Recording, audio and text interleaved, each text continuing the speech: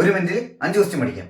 ഇന്ന് നമ്മൾ നോക്കുന്നത് കുറച്ച് ദിവസങ്ങളാണ്. ജസ്റ്റ് കണക്ട് ചെയ്തെടുക്കാൻ വേണ്ടിയിട്ടുള്ള ചെറിയൊരു മെമ്മറി ടിപ്പ് മാത്രമാണത്. നമുക്ക് ദിവസങ്ങളിലേക്ക് പോകാം. തുഞ്ചത്ത് രാമാനുജൻ എഴുത്തച്ഛൻ.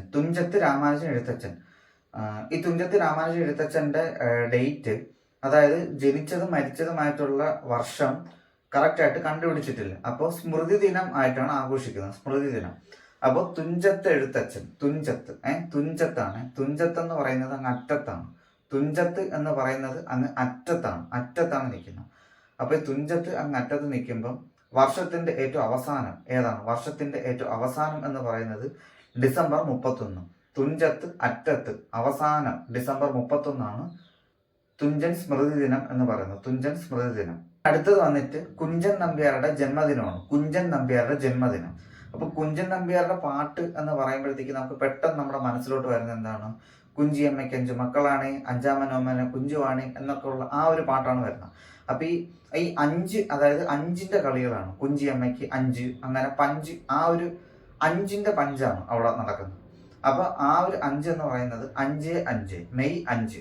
മെയ് എന്ന് പറയുന്നത് 5-ാം മാസം, 5. അപ്പം കുഞ്ചൻ ദിനം 5, മെയ് 5.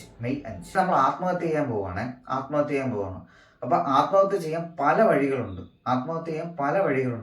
അപ്പൊ ഈ വഴികൾ എന്ന് പറയുന്നത് നമുക്ക് പലതരത്തിൽ നമുക്ക് ആത്മഹത്യ ചെയ്യാം.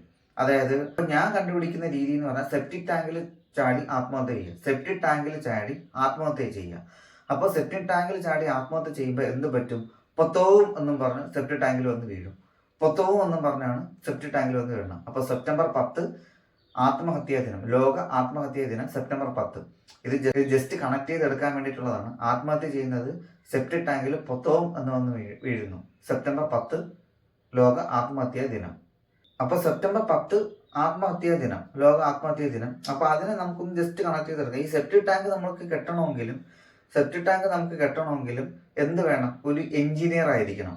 ഒരു എഞ്ചിനീയറിനെ കൊണ്ട്, അതിപ്പം ആരാണെങ്കിലും ഒരു എഞ്ചിനീയറിനെ കൊണ്ടേ നമുക്ക് സെപ്റ്റിക് ടാങ്ക് കെട്ടാൻ പറ്റും. അപ്പോൾ ഒരു 5 ദിവസം കഴിഞ്ഞ് സെപ്റ്റംബർ 15 ദേശീയ എഞ്ചിനീയേഴ്സ് ദിനം.